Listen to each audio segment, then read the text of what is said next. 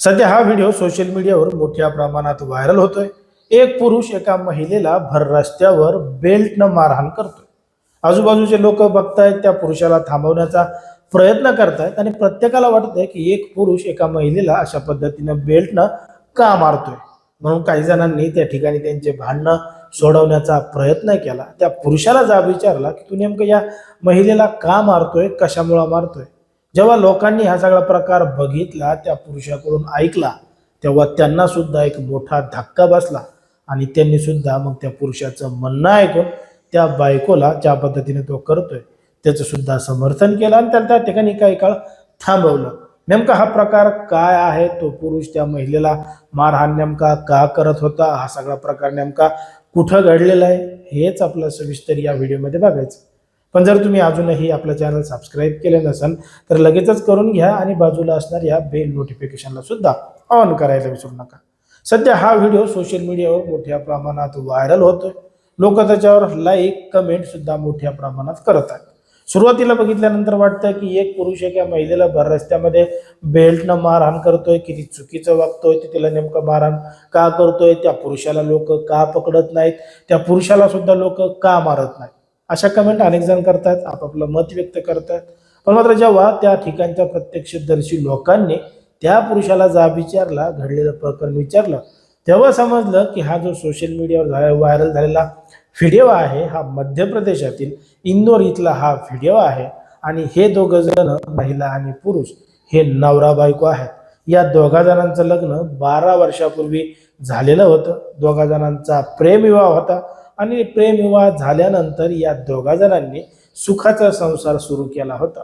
सुखी संसारासाठी सगळं काही करत होते। नवरा घर धकावण्यासाठी अनेक प्रयत्न करत होता, बायकोला चांगल्या पद्धतीने सांभाळत होता, कारण की त्यांचा प्रेमविवाह होता। याच सुखी संसारामध्ये त्यांना लेकरं सुद्धा झाले होते। मग लेकरं झाल्यामुळं घराचा खर्च वाढला होता। इंदोरमध्ये हाताला पाहिजे तसं काम त्याला त्या ठिकाणी मिळत नव्हतं। मग घर धकावण्यासाठी त्यानं इंदोरवरून थेट दिल्ली गाठलं होतं आणि दिल्लीमध्ये आपला कामधंदा करून उदरनिर्वाह करून तो घर चालवण्यासाठी बायकोला पैसे पाठवत होता। इकडं बायको लेकरांसोबत घर काम करून घरी राहत होती। सगळं काही सुरळीतपणानं चालू होतं। परंतु जेव्हा महिन्यातून एकदा दोनदा घरी यायचा, कधी कधी त्याला जास्त वेळ लागायचा, तसं तसं या महिलेला आता त्या नवऱ्याचा कंटाळा येऊ लागला होता, कारण की नवरा फक्त महिन्यातून 2 महिन्यात एकदा घरी येत आहे।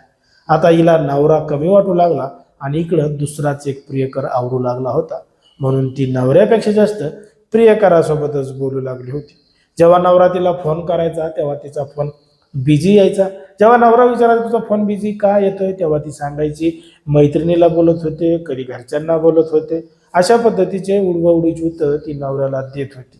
पण मात्र बरेच दिवस निघून गेल्यानंतर नवऱ्याला बायकोवर संशय आला आणि तो अचानक थेट इंदोरमध्ये पोहोचला। तेव्हा त्याला समजलं की त्याची बायको एका तिच्या प्रियकरासोबत एका लॉजवर गेलेली आहे। जेव्हा नवऱ्यानं बायकोला रंगे हात पकडलं, लॉजच्या बाहेर काढलं, तसं त्यानं तिच्यावर कमरेचा बेल्ट काढून तिला मारहाण करायला त्या ठिकाणी सुरुवात केली आणि 12 वर्षाचा संसार 12 मिनिटांमध्ये संपला असं सांगून तो त्या ठिकाणी मोकळं झाला। पण मात्र ज्या पद्धतीनं त्या महिलेनं तिच्या नवऱ्याला धोका दिला, तिच्या लेकराबाळात सुद्धा विचार केला नाही, ही गोष्ट ऐकल्यानंतर लोकांना सुद्धा घाम फुटला की एक महिला नवऱ्यासोबत अशा पद्धतीनं का करू शकते। ते तिच्यासाठी दिल्लीला गेला होता, कामधंदा करत होता, घर धकवत होता आणि ही महिला केवळ तिच्या सुखासाठी दुसऱ्या व्यक्तीच्या नादी लागली होती।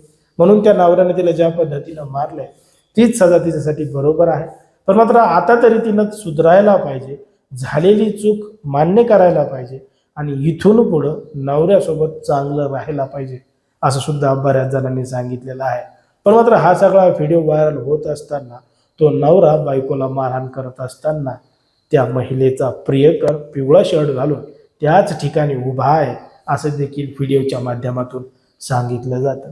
तर मात्र सध्या विवाहबाह्य संबंधाचं प्रमाण मोठ्या प्रमाणात वाढत चाललंय, नात्यामध्ये दुरावा निर्माण होत आहे। याला नेमके काय कारण आहेत, कशामुळे हे सगळे प्रकार वाढत चालले, तुम्हाला काय वाटतं ते तुम्ही अगदी स्पष्टपणे कमेंटमध्ये सांगा। कारण की कोणाच्याही भावना दुखवणं, कोणाचंही मन दुखवणं हा आपला उद्देश नाही। समाजामध्ये जे घडतंय, मीडियामध्ये जे दिसतंय तेच सांगायचं काम आपण या ठिकाणी करत असतो. लोकांना सावध आणि सतर्क राहण्यास सुद्धा आवाहन करत असतो.